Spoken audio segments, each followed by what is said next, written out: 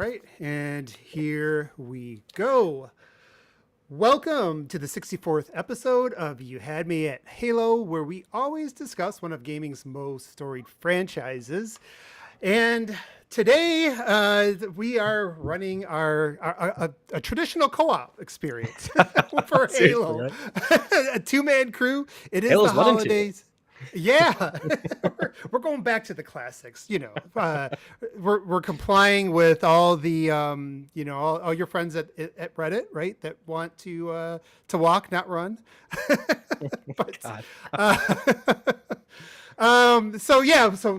but this week, we do have the holidays going on. We have a lot of stuff going on, but we did want to make sure we got to some news while it was still hot, and we did have some surprise announcements from 343, some surprise W's, and additionally, we have a few other things to talk about, such as Tom French leaving. But before we get into any of it, let's go ahead and meet, I guess, my co-partner for today.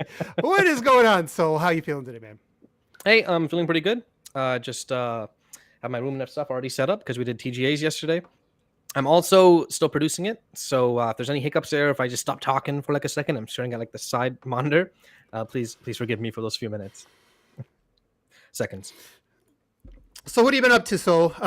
You've been diving way into Halo, or are you just trying to get to the holidays like so many of us? Sorry, 1 second. Dang it! I've actually been playing a fair bit of Halo. Okay. I did have my my school stuff got me really busy. I'm finishing up a program, but I couldn't complete the last course in time. So another semester it is, which kind of sucks, but it it is what it is. But I've been playing a fair bit of Halo recently. Obviously we know the custom screen browser launched. Yep. And that was a big surprise. Throughout the show, I'm going to be just kind of playing my clips as we go through, just because I can't really produce too much and still speak, and I don't have anyone to hide behind when there's another conversation happening that I can be like, yeah. Wait, what did you say? Yeah, absolutely. We're gonna need you, Soul, to be all there today. It's just us running the ship, and I this just gives you extra appreciation for those podcasters out there that just have a couple people going like Rand and Chad. Oh, definitely. And on that note too, chat, if you want to jump in here, absolutely. Today's a great time for you guys to be doing that. If you have questions, thoughts, feedback, come jump in on the conversations. We do have, again, a surprising amount of information to talk about.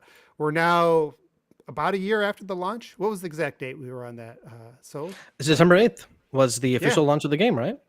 Yeah, there we are. So we are just really a day after the anniversary, and I think it's a really good time to revisit what this game is 1 year later.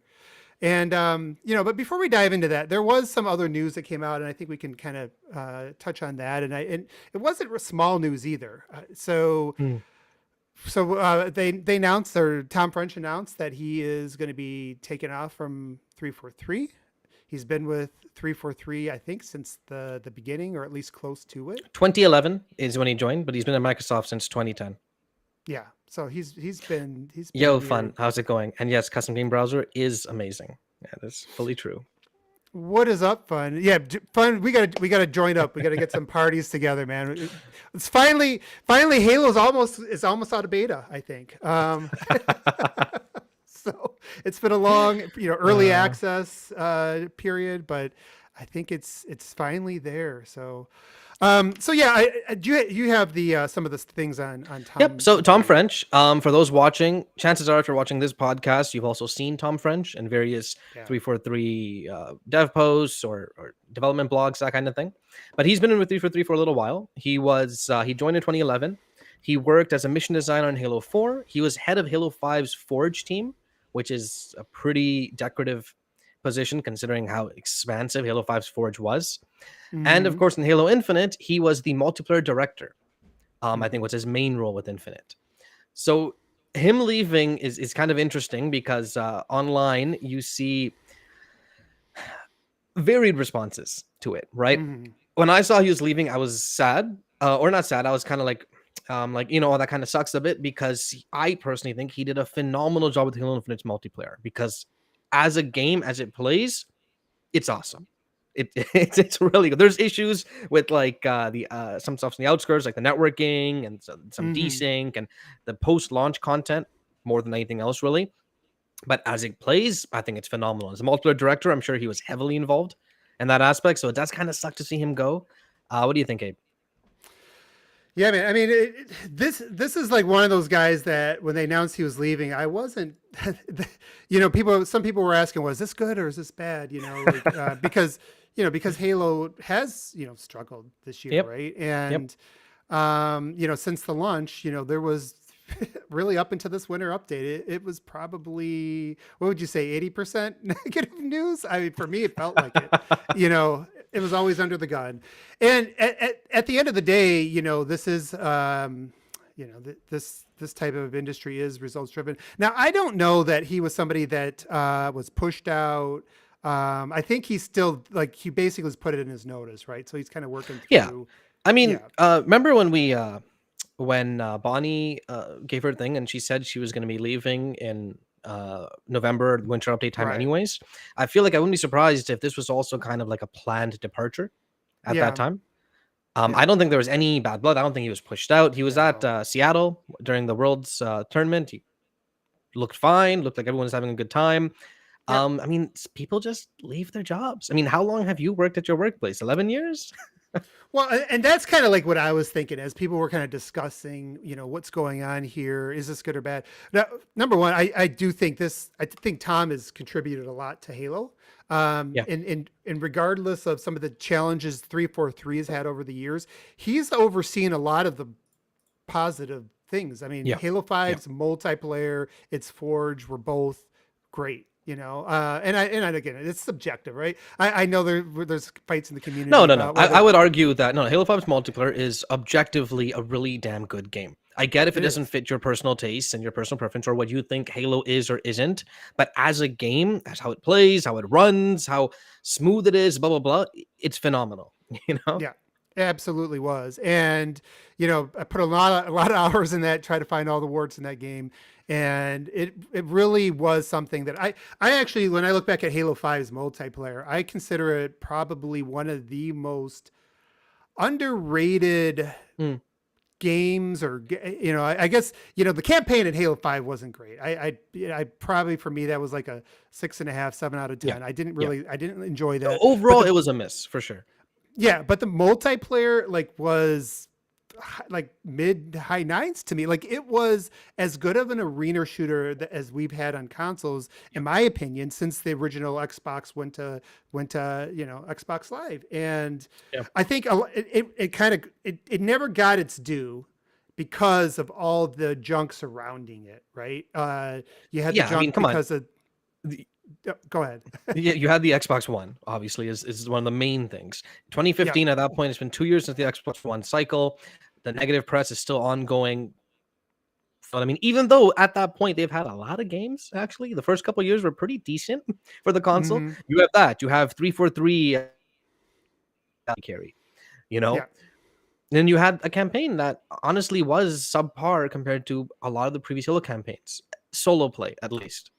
Yeah, and there were some prioritization issues. I mean, they prioritize Warzone, which is really meant, again, for a crowd that wasn't the traditional Halo crowd, with all the rec packs and all that stuff. And but when you really, and because of that, they sacrificed big team battle. But when you look at the arena, the arena aspect, the 4v4 was as balanced, has as good of a skill gap, was as clean moving and shooting as really any shooter, I thought. And again, if you're a Halo fan, it may not have appealed to you, but I always thought that it never got the due that it should have gotten, back in the day. So I look at him, and then you look at what he did with Infinite, and this game, they weren't ready for a live service.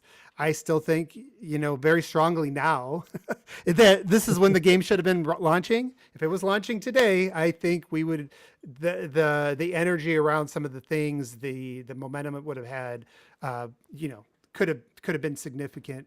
So again, I think maybe the multiplayer team will not ever get their due here for what they put together in terms of a sandbox, in terms of again, the balancing, the movement, just how great Forge is now that we've experienced it, all that stuff. And so, and I know he's not over Forge this time, but it just, again, looking at this game today, No, I mean, Halo Tom, Infinite's Forge is obviously built on top of Halo 5's, right? yeah, It's yeah, funny. I hear people saying things like, "Yeah, well, Halo 3 launched with all this stuff," and it's like, dude, have you seen Halo 3's Forge compared to Forge today? it's It is not not even. even in the same like stratosphere.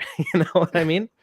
It's not even. It's like elementary school football to the pros. Yeah. It's not. It's not. It's not. Yeah, not in the same league. I do disagree with you in terms of them waiting this long to release, only because I feel like so many of the issues that they've been tackling and fixing would not have shown themselves up, even if they waited these 2 years or this whole year, sorry, to release. I feel like that's kind of the nature of these kind of games. They release, a bunch of issues come up. I do think they came across a lot of like unexpected problems in their own pipeline, their own teams, maybe, right? Which led to the Hmm. delays and this and that. And I don't know. I mean, who knows, right? Yeah, I mean, it would have been a give and take. I would have loved to seen when they had what was the number, like 250,000 on Steam or something like that, when they Yeah, had it hit that like number. 256 or something. Though to be Yeah, fair, it's literally the first Halo game to ever launch on PC, right? I know, but wouldn't you have It's free loved to to see play. wouldn't you have loved to see what they would have done with I customs I right don't off the think bat? that if even if the game launched as it is today on Steam, it would hold more than 30K, which is a lot, by the way. 30K is a lot. But It's people more than looking at where it's that at, though, 250, right? way more than it's at right now. People that look at Yeah. that 256 and think it could somehow hold that number long term, No, no, no, not no, that not number. at all. Not No. especially not when the campaign launched, and that was obviously a big part of it. Like for reference, the uh the Halo Infinite as a game launched on what November? Well, the multiplayer came on November 15th, and since then it was obviously charting on Xbox. I followed that whole Hmm. time. It stayed number one for like 2 months on Xbox. Oh Yeah. no, I think at least a month it stayed number one, beating Fortnite, GTA 5, all that stuff. And but for like 3 months, it was still within like that top three, top five. Like it did well for a while. It didn't drop that bad. And then the post-launch issues came into play. The lack of maps, the desync, the PC support was honestly kind of terrible. Right? Well, and that's the thing, yeah, and I think at the end of the day, the desync and the performance issues, you're right about that stuff. Like but again, you probably could have identified some of that stuff with just a beta as well, an official beta. Maybe But if like when the beta released in like what August, and then they decided to delay it like 6 months, then I could see that. That probably could have ironed out a lot of the issues that we yeah, had plaguing it for a while. But I don't know if they were even like able to do that. That's like a big ask. Like, hey, this beta came out, it was super successful, everyone loved it, but we need another 4 months to release the game. you know? well, either way, so getting back to the Tom thing before I forget, because this is what I do: I chase squirrels and then I forget where I Oh my was. god, yeah, we're still on that. When you think about like working at any corporation, generally, if you are, you work with somebody for a long time, when they leave, people are generally not loyal to corporations, or loyal to other people, right? And Yeah. so if he worked well with Bonnie Ross, if he worked well with the leadership teams that were there, and they're now all leaving, that's when you step back. And I could even say the same thing too myself. Like if everybody that I like where I work, but I really like where I work, but if everybody that I really liked working with, the people that I had been there in the trenches with the longest, all kind of took off, I would at least take a look around, right? I'd Yep. step back and go, well, okay, everybody else is going. All my compadres, or all the people that I, looked up to or worked with, left. Now's the time for me to reassess. And also, I think there's something to be said. Even if he did some, incredible contributions to the game, there's something to be said about the new leadership team getting people in that have, similar visions, right? That are on the same page, Yeah. with where they want to take the franchise, with the multiplayer. And we're going to dive into some of that, because we're already seeing Yeah. some different philosophies, right? And like this team is basically, I don't know if they're putting a stamp on the game, or they're just trying to, like what. Well, we're going to talk about that, I think, here in What just do a you mean? second. So let's dive right in. Okay. So Topic of the day is of course December. expected it to be this big. Nope. Like you had some 343 employees saying stuff like, "Hey, it's gonna be pretty decent," like kind of hyping it up. And I'm watching. I'm like, "Yo, why are they doing this?" Right? Like it's a bug fix update. It's a drop pod basically, right? And it releases. And what's funny is Twitter was kind of down when it released, right? So you didn't get the various tweets from Unishack and from those people. Instead, I downloaded it and I'm like, okay, let me check. And it's like, whoa, custom games browsers available. What the heck? Under promise and over deliver, right? So that was a new one for 343, Yeah, if seriously. you want to be honest. Like it's about time they learned it, but admittingly though, I feel like they did learn it by the time you had that video with Joseph Staten and the new head of what's that term, the position called when like you're ahead of the MTX, basically like the battle passes and stuff. You talking about the live service? Yeah, head of live service basically. I remember they had that thing where they talk about how everything got delayed and blah blah blah. I feel like right then and there is when they learned, hey, let's do that. Let's under promise, over deliver, right? Yeah, and that hopefully, when we kind of look at the roadmap, the potential of getting into the 3-month seasons, all that, you look forward and you start to a lot of maintaining a successful live service comes down to the confidence of the people playing the game. It's not even always about exactly what's happening in the moment. It's kind of like having that trust, right? Like people, and that's one of the challenges because people do want to have roadmaps, but roadmaps are always sometimes, these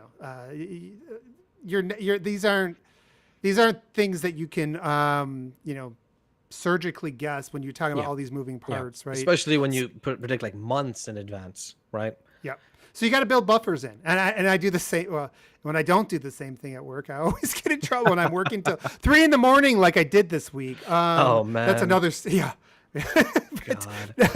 That's what happens when you start saying, I think this. Yeah, I could get. Well, this you start practicing all the time. Nothing goes wrong. Customs Game Browser is supposed to release a season 3, which is March 7th. Yeah. So they pulled that release back like, what's that, 2.5 months? Three months, basically. What's funny is Anorexic, you'll see it when we read through the forums later, but he was like, yeah, all of you guys were really wrong at this point when we talked about whether they could make like a beta for the Customs Game Browser or something early. And we're all like, no, they're going to take their time and they're going to release it when it's ready and it's okay. And we were wrong. Like, and it wasn't just that. So let's so when I talk about like just a difference in identities, let's start with one of the things that was maybe even a bigger surprise. And it's not something that that I really harp on that much, but I know it's very important to live service and important to the game. But the cosmetics. Yeah. One week after some grossly was it 1 week after or 2 weeks after some grossly overpriced cosmetics? Okay, to be fair, and I'll tell you this right now. If you've ever, not just you, but anyone listening, if you've ever played a free-to-play game before, ever, $18 for a bundle is literally subpar for the biggest, most expensive bundles ever. And I'm not talking about like in the last 2-3 years, people make more money. Nah. I played League of Legends in like 2012. There's a $30 skin back then. Apex Legends has like $100 bundles right now. Like this is the norm for this kind of thing. I get it's new to Halo, but like people need to kind of shift their mentality where it's like, hey, I don't need to own everything, right? Because no one ever owns anything in a free-to-play game, everything in a free-to-play game, ever. Like that's just not how it works. So here's some pushback. Hey, that's why we're here, right? Yeah. But no, and I've heard that argument, and I think that's accurate. When people kind of highlight, and I have not been somebody that's been buying. I'm not like Nick who spends like $2,000. Gotcha. I have for full disclosure, I have bought a few items off the store, maybe like $15 worth of stuff. Yeah, I bought a few things too. But I've talked to my girlfriend, her son, basically like in Fortnite, I guess, basically has spent more on skins in that than I used to spend in I used to buy a lot of games, but more than I bought in games. So there is a different market with that stuff. But the thing is, this is the thing I've always talked about with 343, and you could even maybe assign some of this to Microsoft sometimes, but it's that ability to kind of read the room. right? To understand that nothing, you can't just go, well, look at, they did it. You kind of have to understand the expectations of the consumer you're working with. And Halo customers, if they go back to Reach, they're used to, I can unlock all this stuff and I can mix After and match. grinding And for like 6 hours, I I get hated it. Reach's progression system I, so much. I get it. I get it. But see, this is the thing that, these are, you have to, I think, be able to, you have to find that fine line to transition, right? And that's where 343, I think, when I look back at where their struggles have been, it's generally been like, okay, you have this really, really passionate base from over 20 years ago, that we built up. But we know that's not enough to invest the kind of money we want to invest in, right? Like we got Yeah. older, we splintered off into Call of Duty and other Yep. games, and maybe some of them just stopped playing altogether. Um, that's not enough. They have to grow the base. And as they've tried, it's been a challenge because their old base gives them a floor, right? It gives them sort of a safety net. We know Yeah. we're going to have Yeah. this many people that are all in because Halo doesn't play like anything else. So we got to figure out how to retain that. But when we want to move forward, this is where we're kind of struggling, right? Like we get this really, really passionate, really, really loud bass, just, hitting everything Twitter. Yeah, I don't envy them at all. Like, No. but I mean, let's say you're 343, right? Or say you're Mm. Microsoft and you go to 343 and you're like, hey, why are your store prices lower than the average for free to play games? What is this? Other games are selling things for $20. There's a messy skin right now and still for like $25 in Modern Warfare 2. Why is your thing only 18? And it's like, oh yeah, like there's obviously an element of that into play, right? Like the game does still need to make money. It does. But I do think, the thing that I've kind of harped on, since the beginning is, again, read the room, know where you stand. There is a time, right? There is a time where you can raise your price. Like Microsoft will probably raise the price of their Game Pass at some point. But you know Yeah, what? of course. Well, Everybody they thinks will. it's the That's not best. probably. They will. Yeah. But you know what? They have earned so much equity, right, with those customers that they probably can find that bridge to get to move that I up. fully agree. That makes a lot of sense. But at the same time, I feel like you're really, really giving Halo fans too much credit here. And I mean that in the worst possible way. Like, okay, say for example, right now 343 has positive momentum. It is more pointed on the chat going into the next year. I'll tell you right now, they make one or even half a misstep going into next year, all of this crumbles. All of it crumbles when it comes to online narratives, narratives basically. Like it's they're in such an annoying position as 343 that it's like, okay, do we just baby our base forever? Do we never really try to make money off of them? Do we, like, for example, the MCC thing? Honestly, I was for the MTX and MCC just because I figured, hey, yeah, people want to buy these battle passes that they missed because they weren't playing for 3 years. Sure, let them, and maybe that revenue can be used to really make more content for MCC or keep working on it, that kind of thing. The player base threw a fit. They're like, what? How dare you charge money for a game that released 5 years ago broken? That is right. Well, so I'm gonna say, my evidence to say that I'm right, you're wrong, Soul. It's the fact that they made these cosmetics, the ones that are available to now, for free. Fair enough. What they're saying right now is that they have to earn that. And I think that's kind of what I was getting at. Like Fortnite can sell these ridiculously priced cosmetics because they put out tons and tons of content. People are constantly engaged. Also, because their player base is like 10 years old, right? I get it. I get it. Yeah. But I guess the point is like something like that, something like Call of Duty, something like Apex, that have hit certain levels. I think they've just developed enough sort of trust, or I would say the opposite. I would say with something equity like with COD, they've done it for so long that people just don't care anymore. Like it's just become such a common thing with Call of Duty that for the last 3-4 years they've been selling crazily overpriced stuff in a $70 game. By the way, like it's not free to play. It's a $70 game. But they have the base for it, and that's where I think, like where I've been. It's like get the people in first, then you can kind of tinker with stuff. I get it. They're going to have to make money. And this is kind of an interesting, conversation. It's overpriced. Don't get me wrong. I would never buy any kind of bundle like that. If they would let me individually buy stuff, yeah, those frost horns look pretty cool. If they were like 300 credits, I probably would have picked them up immediately. You know what I mean? So I get it there for sure. But at the same time, it's kind of like this is the way these games work. And arguing against it kind of feels a little like arguing against like a wall. Like it's something that for the most part isn't going to really change. I don't know. Don't you think? But don't you think? And this like almost to me like feels like the Game Pass for a $70 game debate.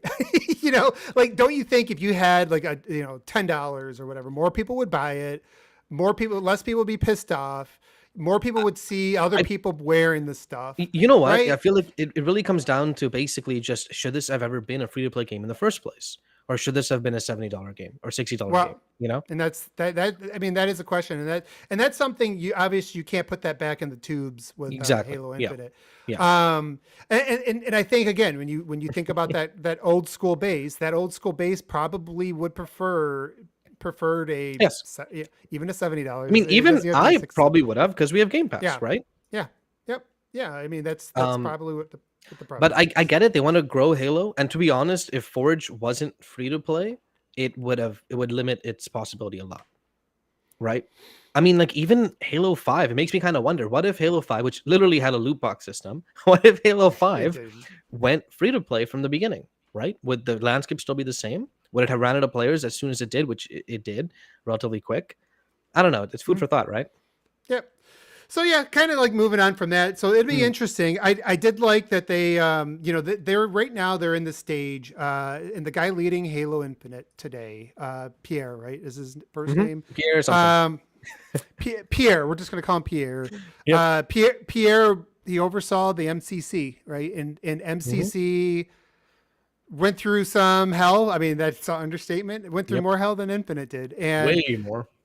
Yep. And they threw out some. It was like goodwill, right? To the customers basically get here's ODST for free. Here is, and they basically supported that game. And they really went on this sort of mission to win back the trust. And it was almost at the expense of, it was almost like just let's ignore the financials because the financials, like the big picture, the long term, the health of the IP, like how much is Halo worth as an IP? If we were to sell this IP today, how much is this thing worth? Like that's going to be impacted by the mind share, right? And I think so it was a smart decision because if you look at it only like with a like tunnel vision, I don't think Master Chief Collection makes them much money, right? If you look at the player base on Xbox or PC, both. It's never really that high. People are saying Halo Infinite's dead at like 15. Yeah, Master Chief Collection is not on the top 50. You know what I mean? Like it doesn't really make them much money, but you're right. They did that for the goodwill, building that trust back, right? Yeah. It's almost advertising, and that's the thing. Halo is still synonymous with Xbox, the way that Mario is with Nintendo. I don't know that Sony has one that stands out, but it is still part of the face of the franchise.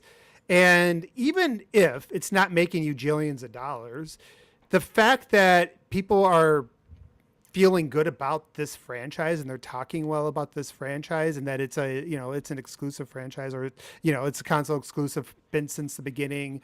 And that mind share, I think it has, no pun intended, but that halo effect, in business where they say like, this one thing, you do this one thing, you can't look at all the financials, like just in that vacuum. You have to consider sort of like, okay, well, when this is doing really well, everybody starts to think that Xbox is doing really well, and they start to think the brand is doing really well, and maybe they'll consider subscribing to Game Pass just because it's on there, and that kind of thing. And so I really think that, and I think this is happening, to be honest with you. I mention all this because I think, you look at what Pierre did with MCC, and you look at what came out this week, hey, we're going to throw all these cosmetics. They're not making any money there, right? Obviously. So for reference, sorry, really quick. So in the December update, for those who don't know, Halo Infinite has like several armor cores, which is like different looking cosmetics, like a base. And they made each one of those cores free. So for people who weren't there for like the Fractured events for the previous 2 seasons, they have the base core free now, and they gave each core their own 10 cadet colors, meaning like base colors like red, orange, yellow, purple, green, that kind of thing. Which is really cool, man. This is like It is really cool.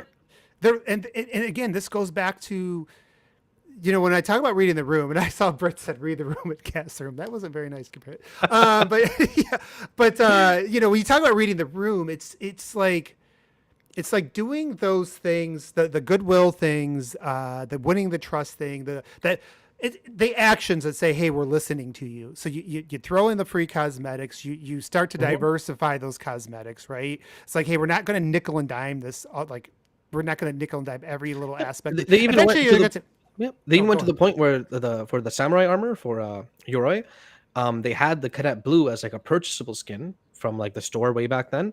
So they went and kind of messed with that purchase skin to make it like a different shade of blue and has like some silver tints around it. Honestly, looks pretty good. They took the effort to do that, right? And you know what, Abe, I see more of your point here, where it's like clearly the team is listening, right? When it comes to pushing back against the free-to-play elements that are so commonplace. Maybe it's because I'm coming from a place where it's like, this is just completely normal. This is something I've been dealing with for like 10 years, 15 years. I played MapleStory when I was like 6, Well, it's because you're the young child of this co-op. Okay. I am the old man yelling at the clouds. We know this. Yeah, but it's not exactly even that recent. Like what, MapleStory was 2006 or something, and it had like a massive cash stop, or any of these old like Korean MMOs, like way back in 2004, 2005. Halo fans are a different breed. And That's the true. thing is, the thing I think though is, yes, I understand that there's certain aspects of the community that really get all their clicks from being negative. They're always because they got to have a story every day, and there's only so many times you can say, oh, this is really, sorry, my cat's bugging me. This is really great, and get clicks off of one game. But I do think in general that there is a really passionate segment of this base.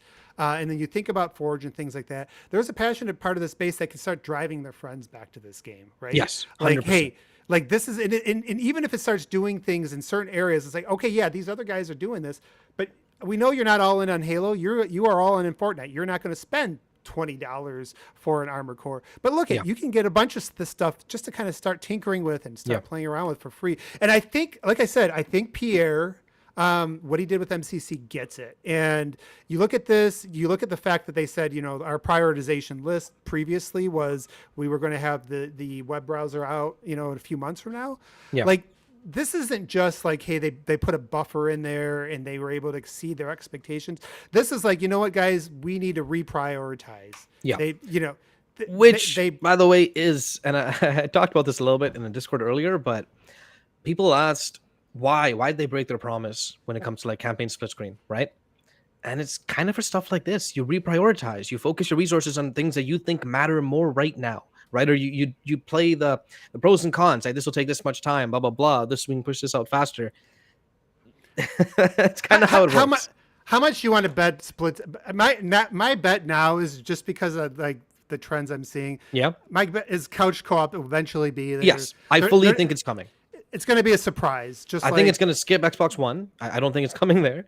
But I fully they're having trouble with that. Yeah. And I think that was one of the things too.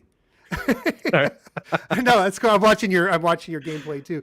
And I think that was one of the challenges because Infinite had this sort of expectation that it was going to be sort of parity in terms of everything across the board. And we know the Xbox One from behind the scenes was a lot of the development issues. I'm guessing it's a lot of the co-op. Yeah. Like issues. Nothing you've been saying is wrong. Like, why do you think this winter update is free when it comes to like the battle pass? Like, why do you think they could have easily charged $5 and added 20 more buffer items? You know what I mean? If they really wanted to, and people would have bought it because people see battle passes and they buy them. You know what I mean? Right. They could have made at least a few 100,000 just like that. Right. Yep. But the thing is, and this is the other thing, I always think about things like beyond just like looking at it in this little tiny space. It's like, this is the company that's trying to spend $69 billion. I think they're still a little bit able to spend $69 billion. We won't talk about that. I promise. On Twitter, we're not talking about that.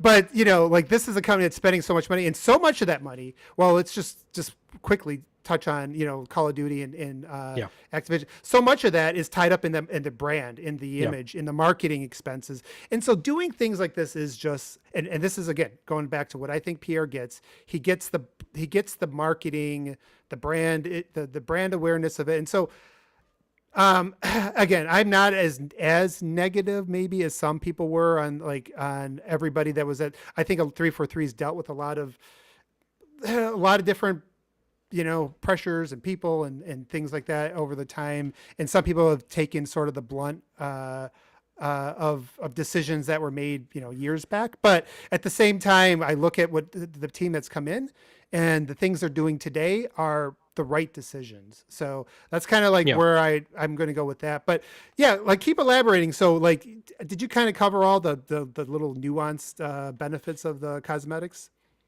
So you got most it wasn't cross-core, not really. None of the updates I released were cross-core necessarily. Yeah. Exactly. But it is something that, like, honestly, it should have been there at launch. It really, you unlock a new armor core and you get really excited about it, and you check the colors you have, and you have like a dull gray. You can't put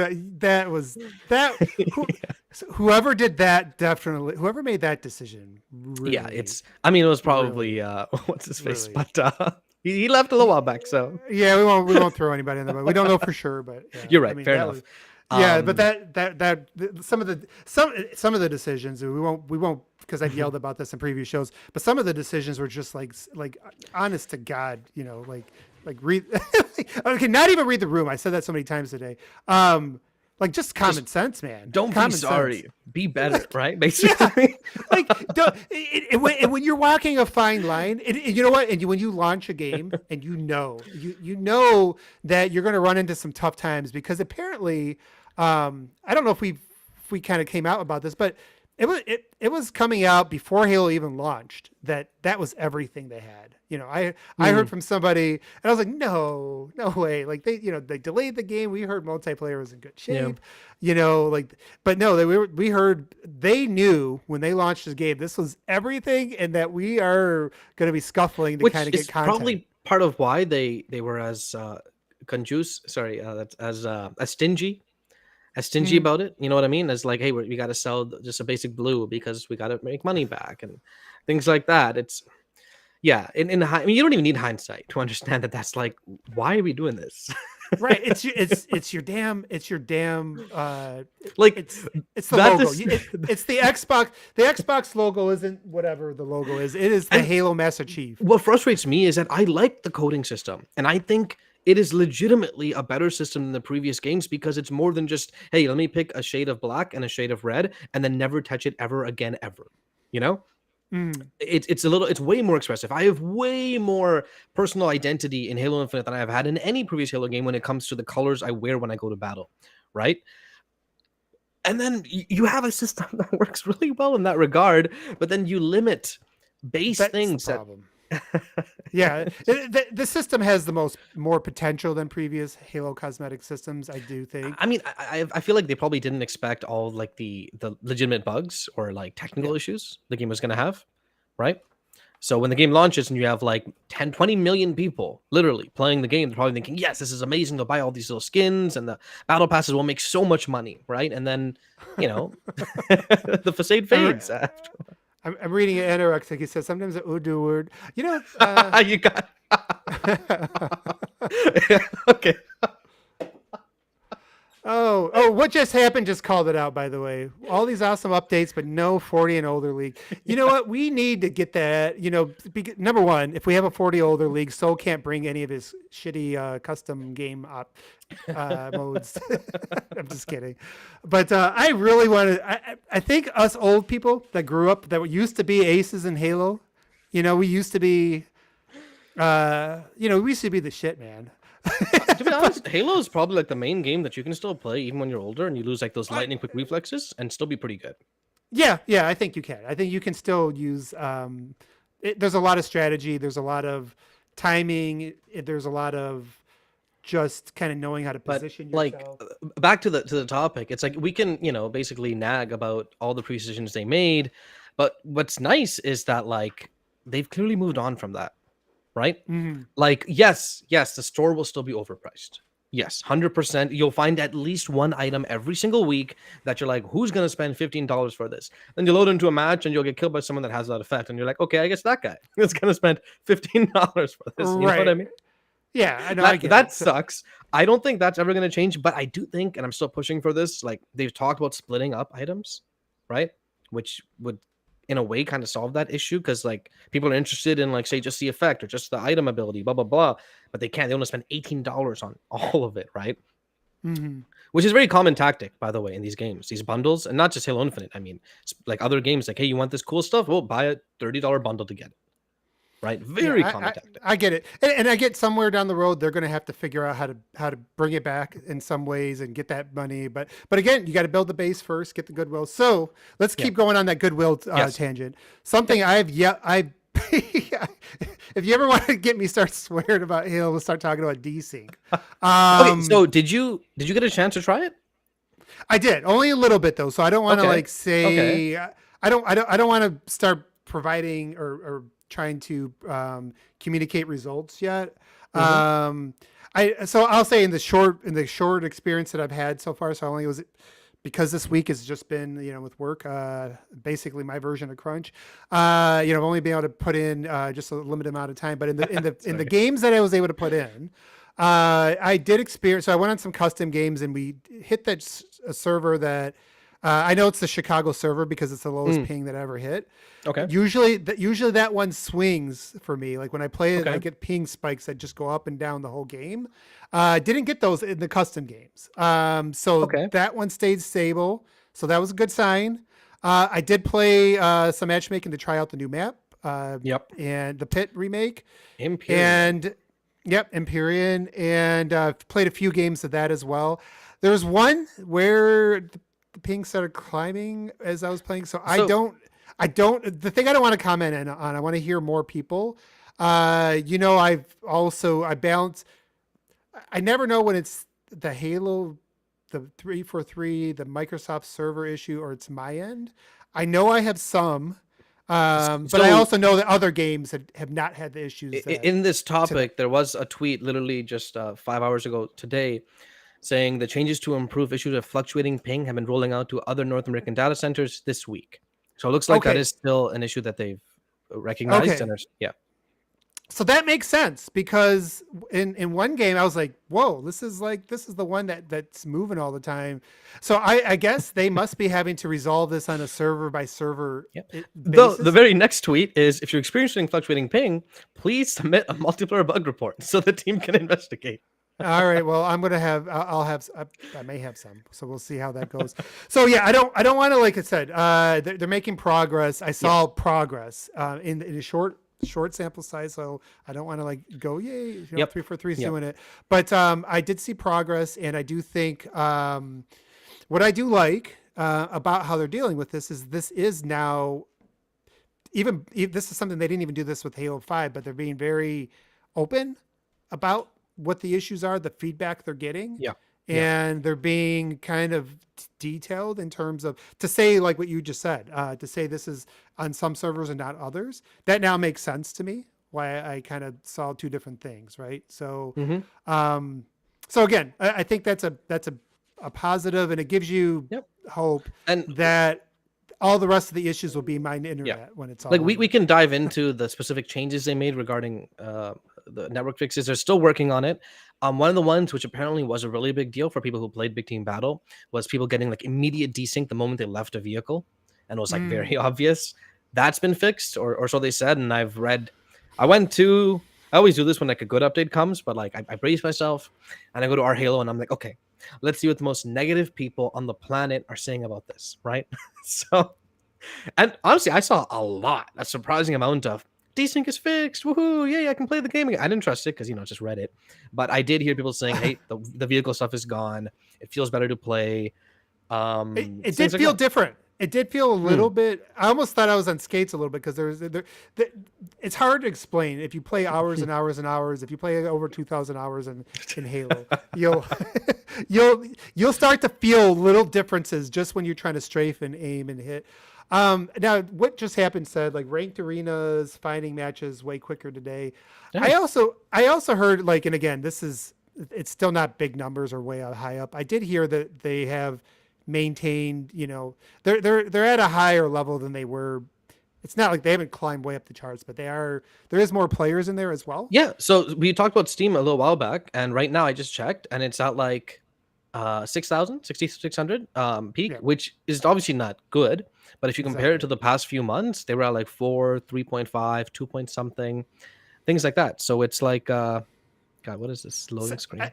I think I heard somebody say it was like 50% more is kind of where they're maintaining it. Which again, it's all about your trends, right? So they're trending in better directions.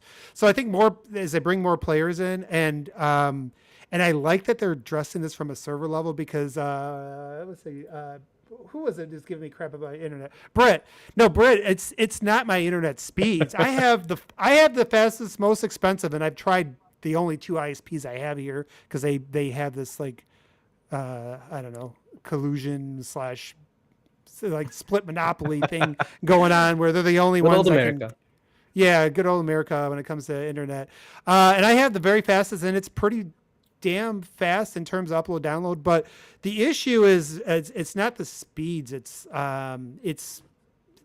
like you basically I think it gets inconsistent pings. It's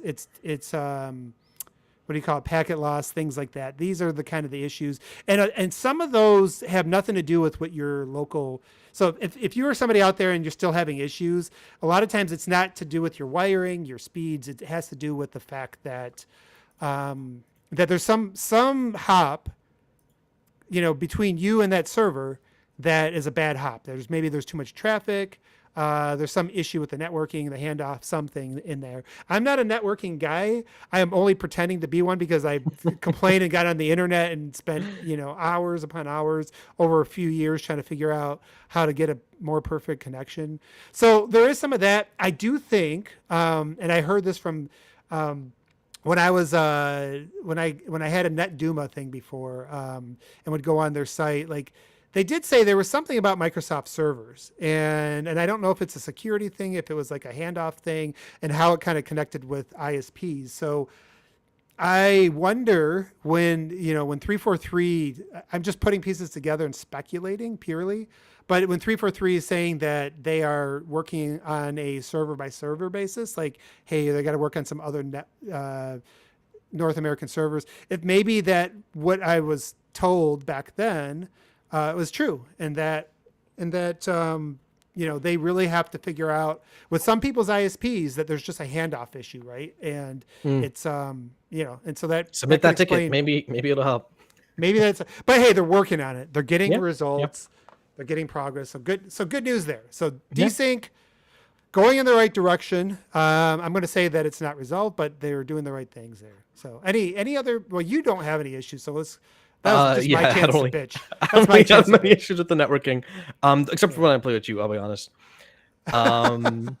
They did add a couple other like kind of minor quality of life stuff. One of the main things, actually, it's not that minor, is they added in-game reporting, which is nice. It's finally. I mean, that is something I fully agree the game should have launched with. Like that's just like what the heck, right? That's into the game. For those who play really sweaty and know that like the pros have GA'd the sword, they finally added what should hopefully be the fix for that GA, which is now if you trade with the sword and you have like a normal melee weapon, both players will still die, which is I think how it's been in most or every previous Halos. Well, in Infinite, it was if you have the sword, you always win the melee trade no matter what, which is really infuriating. I've been in that situation many times. I'm like, come on, like God. Right. Yeah, so there's some other good. So like on that note of Desync, so you get into they've been fixing the PC stuff, and maybe that's one of the things that's driving up slightly driving up that PC traffic. They added Red Reticle, which I don't know if that means they basically decided, hey, fine, let's let the cheaters in, or if it means we found a better way to combat the people that use that for cheating. Hopefully the latter. Yeah, I think cheaters can ruin something, but you can't detriment like the normal player experience. Yeah. I mean, at the end of the day, too, a lot of those cheaters are going to be end up being higher ranks for the. They're going to be the people. They're going to usually it's your Onyxes that are going to have to deal with them. Exactly. Exactly. So And at that that point, like you can literally like blacklist people in a way from like a community and say, hey, don't play right, this guy, he's cheating. right, Things like that. yep. So yeah, that what was some of the other ones you had All there? right. But it I was mean, just so basically the next main topic we can talk about is Imperium. yeah. How much did you end up playing it? I played a few matches. It felt like the pit. It doesn't look like the pit initially, obviously, but immediately you kind of run around. It feels very, very familiar. I did not With play enough of the pit to really get that feeling. I'll be honest, because I played a few matches in Imperium, and I'm like, this kind of just feels like a new map to me. Like I don't know. I mean, obviously, it flows really well. There is a repulsor that people kind of camp with and knock people off the map with. Yeah, I feel like they're going to have to take that out of there, balance that. So, obviously, one of the challenges with anytime you bring in a classic map, you remake it, with some of the new sandbox nuances can really change the way something like that feels, right? So, there is some things that I think will need like in yeah. my opinion, are going to need a little bit of tweaking I mean, from there's a a reason it's not balance. in ranked yet, right? I don't Yeah, wait. I don't think it is, right? I don't think it is. But either way, I mean, that's something that I, they've shown I to be agree. pretty responsive about in terms of like tweaking various things here and there. So let's talk about one thing I did like: the fact that it has its own playlist. Yes, yes. that that is going to be so important, I Ah, think, as they move on with these seasons. And when they come out with new maps, just have a new map playlist, right, for whatever that time period is, because it allows you to spend some time to really, really learn where everything is. So people want to learn it before they run into matchmaking, or just at the end of just the day, nothing's worse than like, oh, there's some new maps, I can't wait to go play it, and then you have to go play freaking what's the damn map I hate? behemoth or launch site or Launch site, yeah, and you just yeah, getting launch site after launch site. yep. It's like that's a crap feeling. Oh So God, that was great to be able to just jump in and get to play games in this map. it is like it's like when I play their so-called social free-for-all mode, and what's the mode? Flipping just vampire ball. Like that's not first off, that's not like non-sweaty, all right? That's one of the sweatiest modes I've ever played. Free-for-all oddball is like people are Oh, but yeah, so for people who don't know though, there's a lot of different modes on it. It's just different modes on the same map. But the yes. map, as far as my experience on it, my early impressions on this map, I played, I don't know, 4 games, so not a Yeah, ton. I don't yeah. want I think I to played around there oversell too. it. Yeah. But I mean, It it really is it felt just good. being able to play a new map just feels really good. I'm It a does. big fan of Halo Infinite's maps personally. I feel like maybe because I didn't really play other previous Halo games this much online as I did until Infinite, but I personally think like Streets, Recharge, those are phenomenal maps. That being said, there's only so much I can play and watch them and not just get kind of tired, when I play. Yeah, I mean, there's a fatigue level with that, right? So this was great. So that's like one of the first things that stands out to me is the fact that they. This is something the community was asking for. I think Mint Blitz actually put out a tweet. So I don't know if he got a leak, but he put out a tweet literally the day before this Yes. announcement came What was out. that?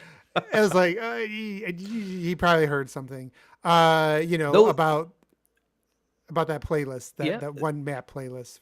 What's interesting is oh, he definitely heard something. What's interesting, he did the Nick. What's interesting is it looks considerably better than it did in Orlando. I feel.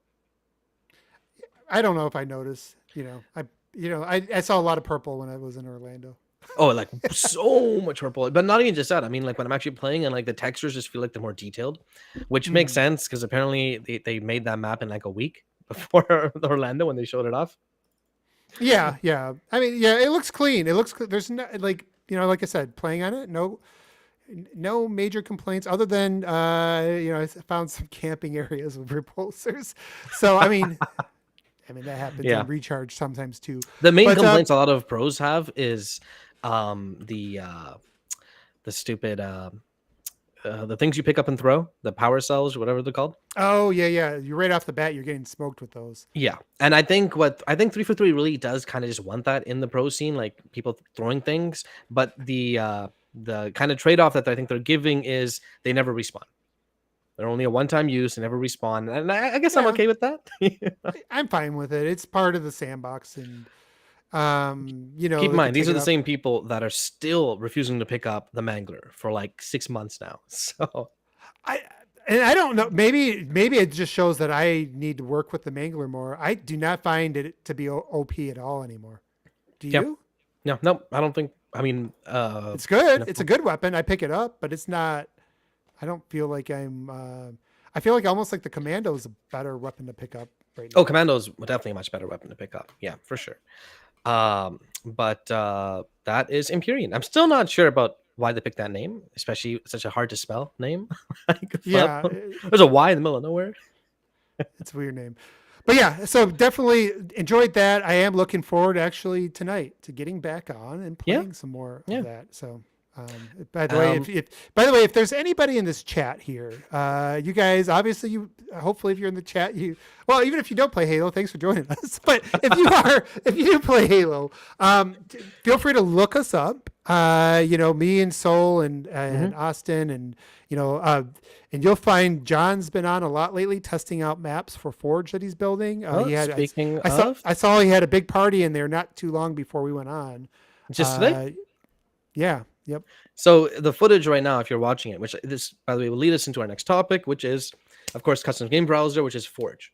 The footage right now is watching this is actually John's map that he hasn't published yet, that he's working on. In fact, I remember when he first started working on this because Formal, the pro player in Optic, tweeted this, that he's working with a forger and an artist to help make a map. This is that map.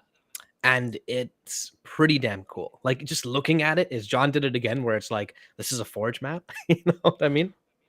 It definitely has like watching. I've been watching. It has a like a unique personality to it, and that's what Yes. I've seen that actually with a lot of the forges too. Now that we like call out.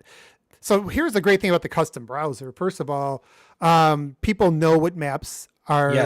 Yes. They know what maps are really hitting, and they're kind of cycling through those. I think like right now, Guardian seems to be like the number one that's on there, but you can see which ones are trending and jumping in there. Some of the maps that I've been on, just they feel completely diverse from anything else. Did you play Peach's Castle yet? No, I haven't. So that map played surprisingly well. Where I'm like, dude, I'm actually like it's not obviously completely balanced or anything, but it's enough where it's like, damn, I'm enjoying myself playing this. Well, and I've noticed like because you can make any aesthetic, play well, right? If you get the right team of people together to do that. And there's just some of them have this almost had this. I've seen some that had this cartoonish Nintendo-y feel to them, and it's just seeing the diversity. It's like, we just talked about that fatigue aspect, right? And it's like now it just feels like now that you have custom browser, and again, my limited experience so far with it is I didn't have any issues. It was pretty positive. Jumped in. There have been some problems. I know there's been some. There's been some. Yeah. Personally, I had to restart my game almost every time I would Oh, finish or shit. quit a match out early. It was literally like an hour, or like the 10 minutes of it launching, to be fair. But there was an issue, I think, last night before, where like no one could join. But this kind of brings me to the other thing where it's like, yeah, but the support team has been really responsive. They've already fixed a couple issues. They fixed that issue. No one could join in like 45 minutes. They right now it was 28 people, right, that could join. They brought that down to 24 because 28 includes 4 observers, which suddenly makes it seem like, hey, I can join this because it says 4 slots available, but there aren't actually, right? Things like these small little things, even really, really quick to respond to them. Yeah, it's like regular communication, right? Stuff that we weren't even, things that we weren't expecting. And these are going to be like some of the keys. It's kind of like winning back that trust thing. And there's still going to be, like you said, as soon as they do one thing off, there will be backlash. But it takes time. I think it takes time to kind of get everybody. I'm sorry, I'm watching some of these maps you're playing. It's like, I haven't played that one. I haven't played that I don't know. one. I think this guy was either cheating or had some weird armor or something, but it took like 6 kills to take him out. What the heck is going on here? I don't know what that wasn't whatever that was. Report that. Right? I think it's a Forge game. I don't think I can. Yeah, I know. That was some weird stuff going on. But yeah, so like in a nutshell, they seem like they've the team is really started to prioritize whatever we're yelling at them about. I mean, obviously you can't do it all, but it seems like they're hitting some of the big things. Yeah. I said since the beginning, performance was number one, and I'm glad to see that they're communicating a lot about that. So been just generally, this is a good week. Last time we were on, I was a little bit more grumpy, but this is definitely, I think, a step in the right direction, showing us, again, coming a week after, complaints about some of the cosmetics. We won't jump back into that, all that stuff to kind of come back and just, and really hit a W across the board. For those of you listening who haven't really touched Halo in a while, honestly, open it up. It's a 2 gig update. Go to the custom game browser. It's in the community tab, and just try a couple. There's some legitimately just really fun game modes. I don't have like some of the really crazy ones recorded right now, but stuff like Diglets was some of the most fun I've had playing. And also, you can actually queue up for custom split screen. I just like a week or two ago, I was at my brother-in-law's place, and we ended up spending like 3 hours or 2 hours, just me and him split screen playing customs, either online or just like together on our own. Yeah, it was. I didn't expect that, to be honest. No, I did.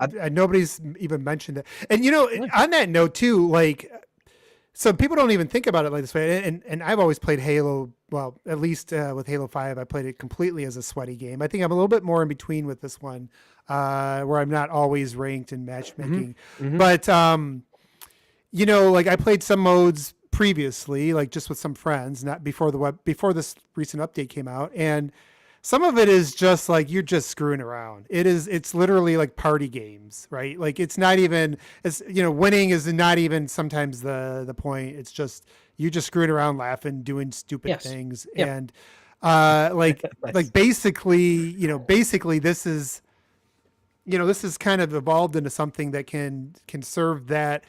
We talked, and I wish Austin was here to kind of talk about this, because he's been saying that he's like, man, I can only go to play Halo Infinite when I want to sweat. And he's doing, it's like, he's got the gym thing. He doesn't need Halo to sweat all the time now. So it's like,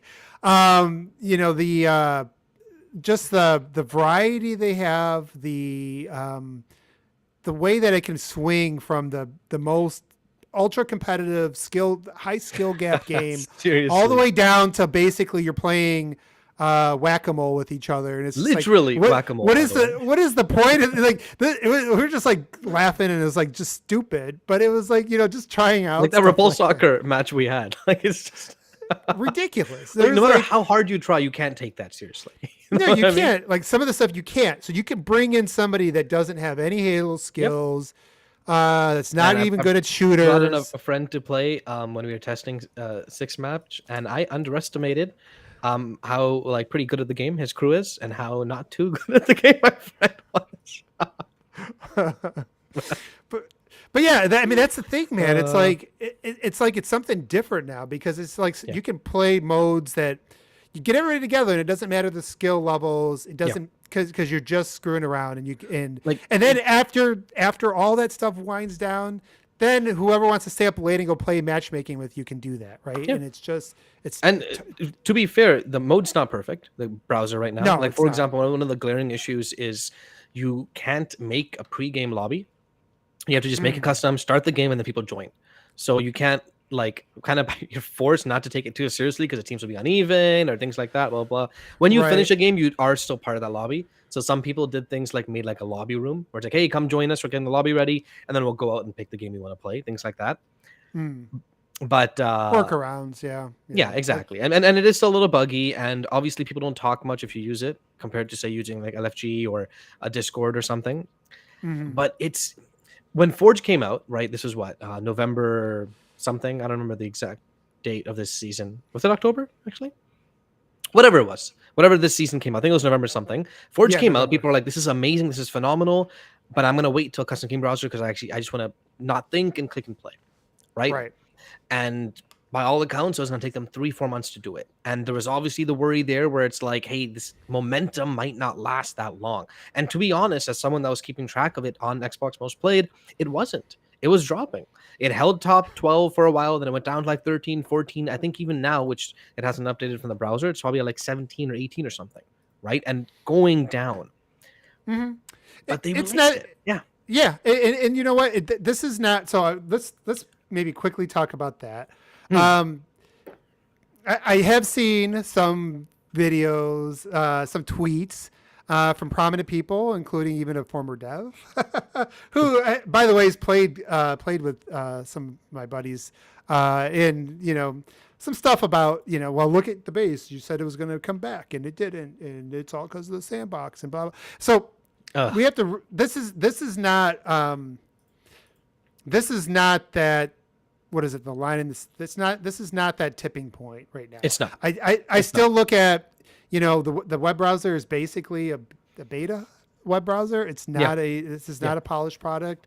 The Forge even is still, Forge says isn't beta. It still has issues, right? There's still.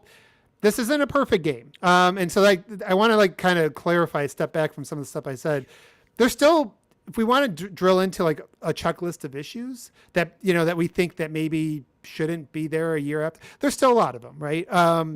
But they are moving. I think that the reason why I feel optimistic and I'm kind of coming in today feeling good about things is I'm just looking at the trends. I mean, I'm hearing that they're listening to us. They're listening to the community. They're communicating better.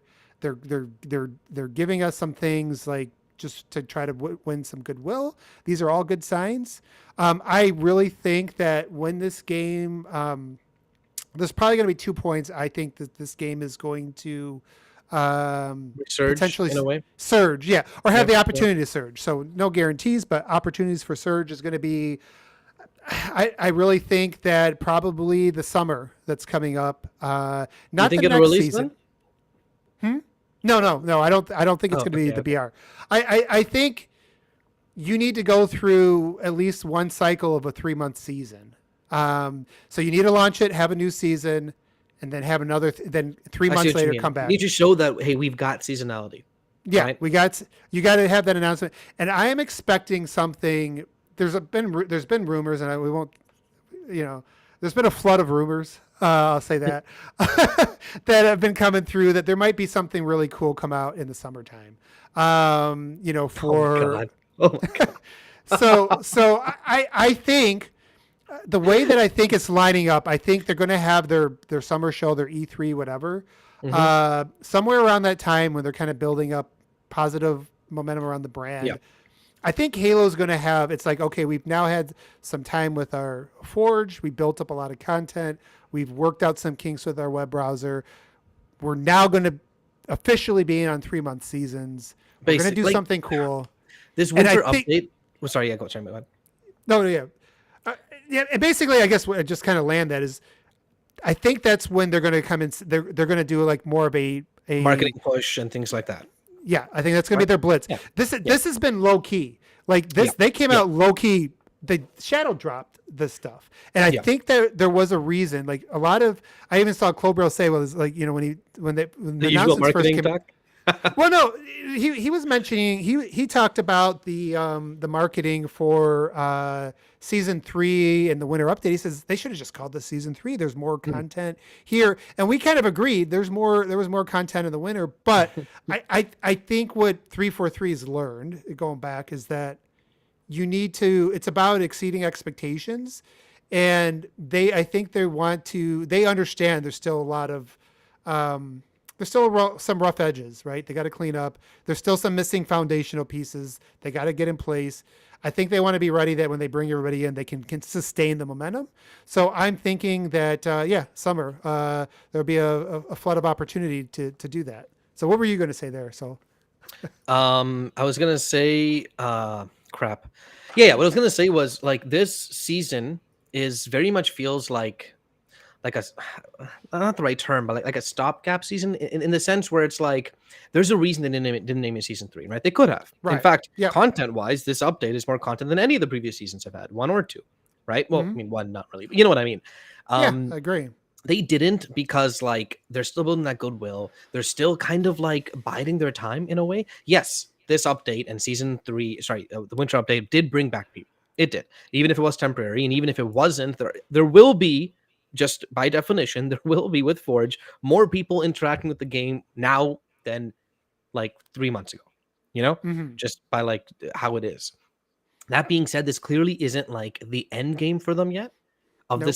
this part. It's kind of, I don't want, early access is a dumb word, but it kind of feels a little like that, where it's like, hey, we're still Yeah. working on things, we're still getting Or like a things ready. beta, A right? beta. Like, I mean, hey, and yeah, you guys are yeah, I getting the mean, early beta for what's going to the Forge is come in beta. The progression system is literally in beta. You know, in things like beta. that. Like Yep. they're not hiding these terms, and Right. people are still complaining about stuff like, hey, where's my ranked system? Which I'm a little surprised it's taking them this long to implement, because it's literally just, you know, like a Yeah. bar that just goes up.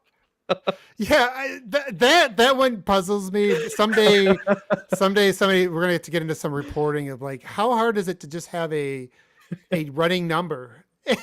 Maybe Just they're like some planning something bigger with it, like cosmetics or something, you maybe know. maybe hopefully that's still a big gap, right? So like But getting let's this update, this winter update, the Forge update, it's awesome, it's cool. It's not the bullet that they're waiting to fire, you know. no, And you know what? I used to think it was just Tatanka. That was the only bullet they have left, really, in terms of bringing back the giant crowd, making Halo again, or whatever the term people want to use, right? But you make a good point where it's like, hey, seasonality alone will do a lot for this game, because people will make yep, fun of the game as much as they can. They'll say, hey, it's a terrible game, blah blah blah. End of the day, it plays damn well. It looks really good and clean. The maps are really high quality. Like, fix the bugs, fix the desync, get that PC performance up to where you need it to be, because that's a really big audience that you're missing here, you know, and people will stay. yep, yeah. No, I think we're on the same page here. And I'm gonna it's something controversial because I keep hearing that like Tatanka's really its best chance. Hmm. I Tatanka, we don't know what Tatanka is. It could be. It could take the world by storm, or it could just go down in flames like almost every single BR attempt Yes. has. Yes. Most of them don't hit. That's the thing people got to remember. Most of them do Yes. not. And I honestly think from a odds perspective, their real opportunity is still getting the seasonality, uh, figuring out a brand, figuring out how to build a progression, Get that figuring Forge out how to playlist in, right? yeah, figure out how to leverage Forge in Yep. unique ways. Yep. This is your differentiator. There's other BRs out there, and you being new at BR and certain affinity being new at BR, they're a very talented team over there, but they're going up against some heavyweights that have had Yep. years to Yep. establish themselves. That is a and this is also where even when you're talking about CA, they're not as big as Epic or the team that Yes. Not supports even close. Warzone. No, They like have thousands of people on these games. Fortnite, literally, I think like 3,000 people are developing content constantly for this game. And yeah, from some reports we've heard, they're not taking it easy either. You know, no, and Call of Duty, Warzone. What is that? That team's over 1,000 or 2,000 or yep, something yep. crazy. It's something. I So mean, I like, think all of COD is like 3,000 or something. Warzone's probably like a K or near it. yeah.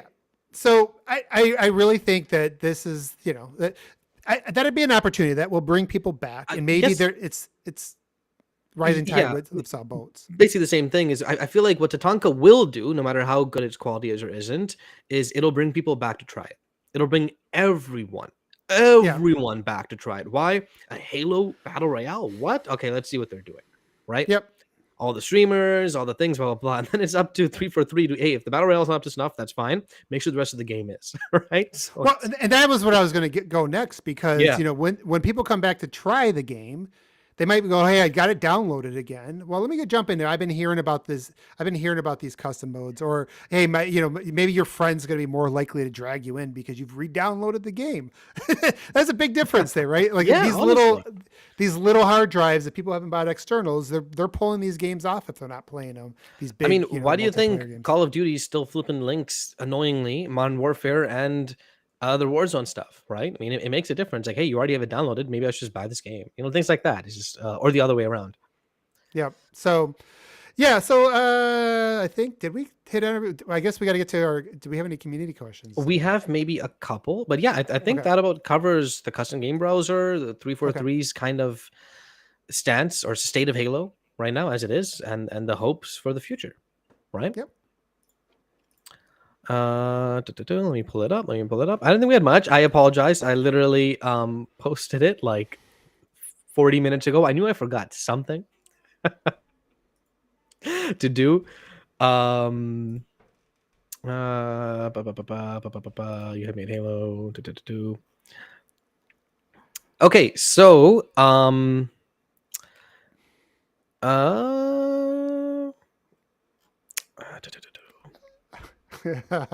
I should have So- had something ready to go. yeah, right. Sorry about that, guys. But basically, it's just only like 2 questions or 3 questions, two of which we've already answered. But good old Collingwood, and sorry I can't pull it up. I just enjoy 6 curfew map while we're playing this with the. That's a POV fun map, much by better the than way. me. I enjoyed that Oh yeah. map, by the way. Oh, curfew's great, and I fully expect. Really quick. Did you see the trailer for the winter update? Sorry, the December update. Yeah. So they had like 4 or 5 Forge maps on there, and I feel like those are probably good likelihoods of maps that are going to be part of the playlist, right? Yep. Which should hopefully come in like maybe a couple of weeks. We'll see, right? Hopefully. Anyways, good old Collingwood. I would have thought that. Wait, no, going down. Good old Collingwood. Hello, you had me at Halo Crew. Is the last fortnight of Halo Infinite's updates? It's Cyber 2077 moment. 27. Yeah, Cyberpunk 2077 moment. It's No Man's Sky moment, or it's Halo Master Chief Collection moment.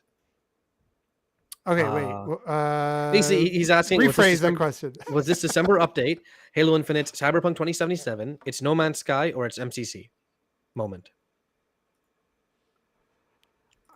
I don't know that it's any of those moments. Let's start with you, and then I'm going to cheat and go in a different direction. I mean, the issue is these questions. The question can be taken in several ways. Like by 2077, do you mean like its latest update, which made the game playable and a lot better and blah blah blah? Yeah, I think it's really in a category of its own, right? Like this is a game that actually launched pretty well. Yes. I think Halo Infinite has one of the most unique. Maybe like I can't think of a similar roadmaps in a way, right? Because it wasn't Cyberpunk. It came out with high ratings. People for the first few weeks, people were very excited about Halo Infinite, the way it played. And did it? They're back.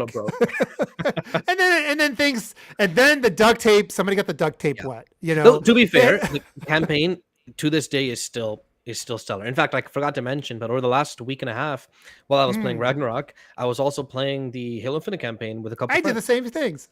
Well, actually, no, I did it. I had a few friends help me find the bandana skull.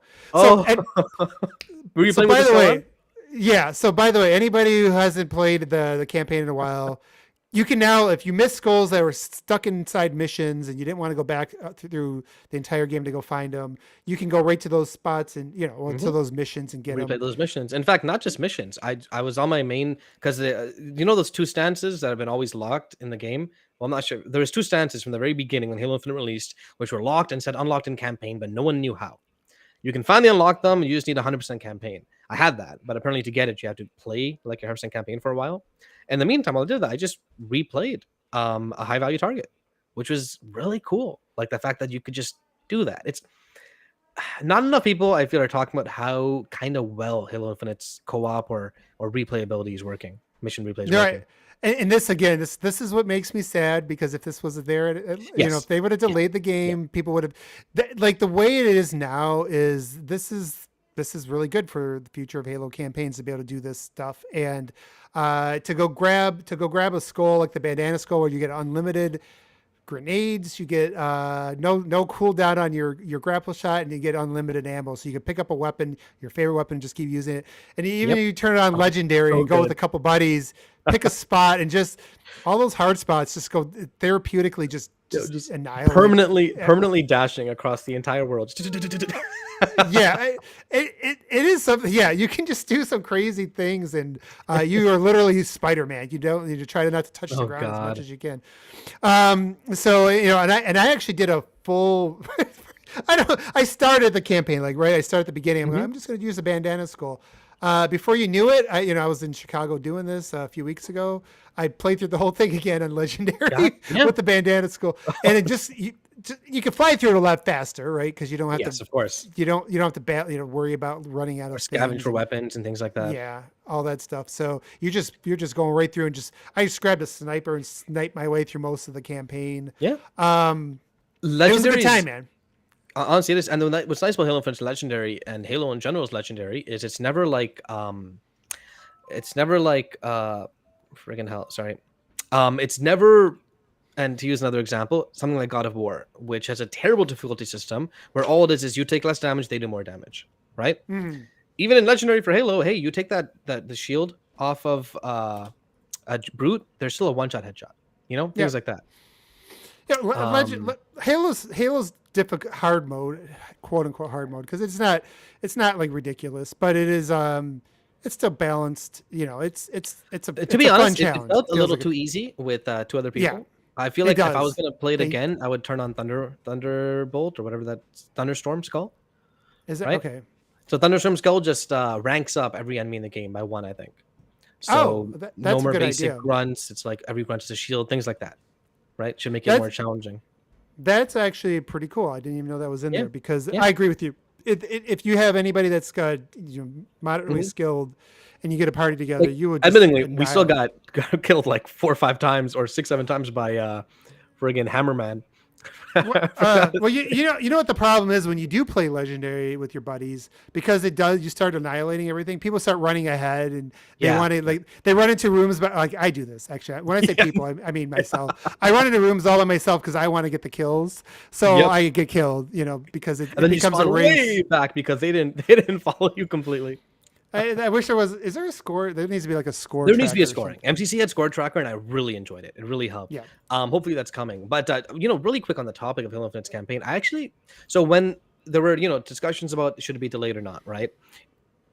I was always on the boat of I played it at launch, I had a great time. Why would I want to delay that, right? And a part of that was also because would it have been as good of a time a year later? Yeah. Like would Halo Infinite have played as well as it did in 2022 right now?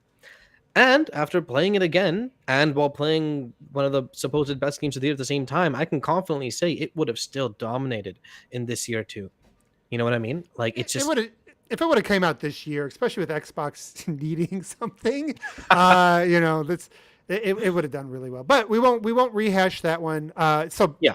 Yeah, I agree. Campaign is being a little bit. It's unfortunate because most people just didn't feel like re-downloading it just to go play a little bit of co-op. But it is some of the options now really liven up the game and give it some replayability. For anyone on the fence and has a friend or two that wants to play, honestly, give it a shot. It's really, really fun with co-op.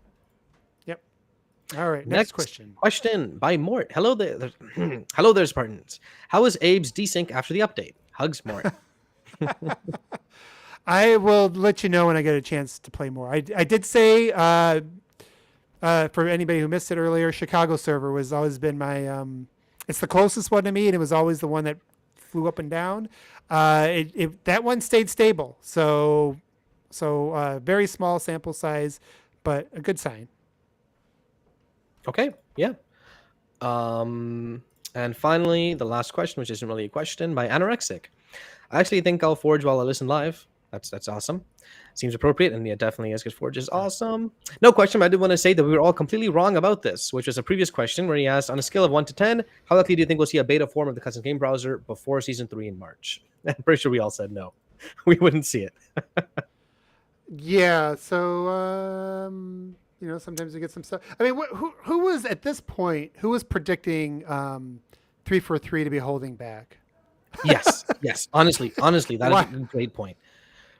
At this point, I kind of just expect them to be like, how do I phrase it? Safe, I guess, or kind of just like, you know what I mean. So I'll call it one thing Britt said here. He says he wants a Halo spinoff called Halo Survivors, where it's exactly like Vampire Slayers. And you know what, Britt? I feel like there's something there. we're gonna look at some of the scripting options here because I feel like we can start throwing waves. Keep making the No, did waves you get notice bigger. there are actually PvE modes right now in Forge? They found ways to kind of buff up bots like crazy and like make Hmm. them. In fact, there's actually like a beta zombie like a mode, like COD zombies. I haven't tried it yet, but I I heard haven't it's there. tried I've it I've heard either. someone made like a full blown war zone where like you can literally unlock weapons based off scores and things like that. Did you get? There's a lot of stuff I still really want to Th- try in Forge. and this is why. So Halo fans, if you think you got a friend that might, I mean, like these are the kind of things that it's like it doesn't matter if they're not good at Halo. You haven't played. They don't want to play sweaty matchmaking. Like these things are going to be coming, right? And I think they'll especially we'll see a lot more consistency in these opportunities and next year. And I think maybe again my predictions middle of the year about summertime. I think this game will start to kind of find its legs under it and Yeah. stuff like that. And the fact that they've already openly talked about we want to have campaign AI in there. You throw Yes. campaign AI in there, so Britt, that mode you're talking about with the scripting and everything, you could probably kind of capture some of the essence of vampires. Honestly, yeah. Though Anarx Survivor. makes a great point. Halo survivors using Spartan Assault as a base, that'd be cool. It's already a twin Oh stick man. shooter. I mean, that'd be super cool. So there's so many opportunities, and you know what? This was a fun show because, Yeah. um, let's just Because Halo's in a pretty decent place right now, right? So many of our episodes we play, sorry, we trending in start the the right way. episode, and Yeah. it's like, oh God, we got to talk about Halo, but we love Halo, but it's like the current, narrative or whatever of it is so negative and dour and it sucks. And what's funny is like the last couple of weeks have been kind of crappy as an Xbox fan in various ways, what with the merger and them not showing Yeah. up at TGA and things like I was that. just about to But mention that. Yeah. yeah, but like Halo is in a really, really promising spot right now. And I feel Yeah. like we've said that before on this podcast several times, but this time for real, you know? It's like I said, trending. It's definitely trending in the right direction. I think I think 2023 could be, a good year for Halo. And now I'm not going to say it's going to come back and, surpass Apex or definitely not Call of Duty or Fortnite. But I do think for people that have been historically Halo fans or had fun with it at launch, I think, this is it's going to head in the right direction for them is what I'm I don't think it starting needs to to feel. hit that Apex and whatnot level. Just at No, least core doesn't. Halo. You know, like Yeah. Battle Royale, yeah, I'm sure they expected to. You know what I mean? Yep. But like Yep. core Halo? Hmm. Yep. I mean, and that's where I'm at. So anyways, I think it's about time. I think we covered Yeah, all we the covered a topics. lot. We went pretty wide. What's funny is our viewership's just going up because I think they literally ended 2 minutes ago. Oh, really? Oh man, yeah. We literally, by the way, for anybody who's coming from Rand and Jez's show, I started. I was like, oh shit.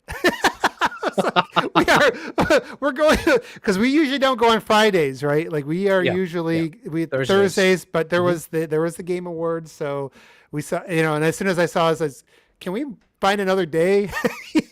And so I was like, no, the tweet's already out there, and I was like, all right, let's go. And we had the holiday, the skeleton crew, Yeah, right? and So it's okay. It's just if like you guys how. Sorry. if you guys didn't catch it, go to the hopefully catch us on the replay. We do dig in a lot to everything that released this week. Some of the news regarding some Mhm. changes at 343, but generally, if spoilers, this was a more positive show than we've had in Yeah. a little while. So. While at the same time, still being pretty critical about the parts that we should be critical about. You know what I mean? Yeah, and we have to be. So Yeah. It's nice to find that balance. But yeah, that's the episode, right? Episode what, 64? yeah, 64. First of all, thanks for everybody that joined us. Mhm. And anybody that is coming from Rand and Jez's show did not even think about it. Sorry. If you, I would have tuned in over there too. I'll be honest with you. I do apologize for the last minute like tweets or the last minute things going live or like letting know we're going Friday. There's been some shuffling when it comes to like some of like the producers and things like that. So I'm not fully like sure with not fully like set in stone yet and what to do when to do. It's still a work in progress. Yep. But thanks for joining us, everybody. Appreciate everybody who chatted with us or sent us questions.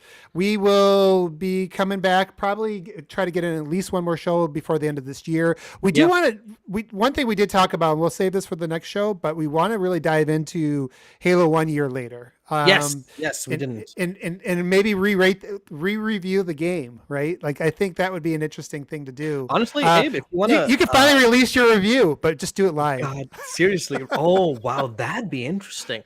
That'd actually be kind of fun, I'm not going to lie, because I wrote that almost an entire year ago, right? It'd be kind of fun going through that live and be like, okay, what do we think about this part that I talked about 9 months ago, right? Before and after.